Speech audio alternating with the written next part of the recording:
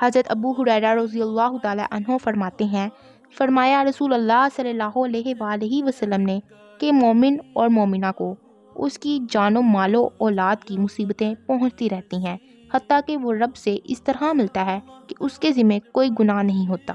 روایت ہے حضرت عبداللہ ابن شقیق رضی اللہ تعالی عنہ سے فرماتے ہیں، فرمایا رسول اللہ صلی اللہ علیہ وآلہ وسلم نے انسان اس طرح بنایا گیا ہے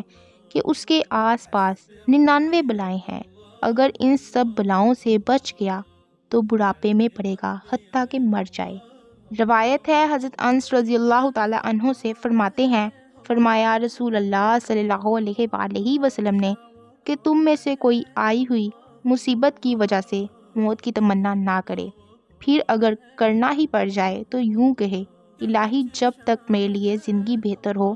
تو مجھے زندہ رکھ، اور جب میرے لیے موت بہتر ہو تو مجھے موت دے۔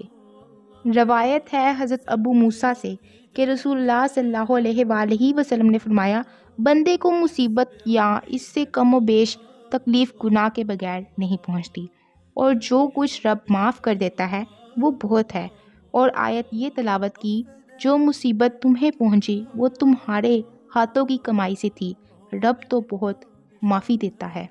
روایت ہے حضرت ابو ہریرہ رضی اللہ تعالی عنہ سے فرماتے ہیں، فرمایا رسول اللہ صلی اللہ علیہ وآلہ وسلم نے کہ اللہ جس کا بھلا چاہتا ہے اس کو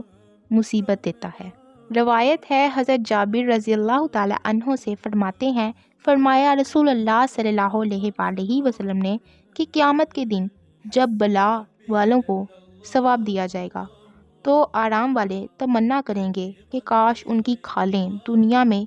کینچیوں سے کاٹی گئی ہوتی۔ روایت ہے حضرت علی رضی اللہ تعالی عنہ سے فرماتے ہیں، فرمایا رسول اللہ صلی اللہ علیہ وآلہ وسلم نے صدقے میں جلدی کرو کہ بلا اس سے آگے نہیں بڑھتی۔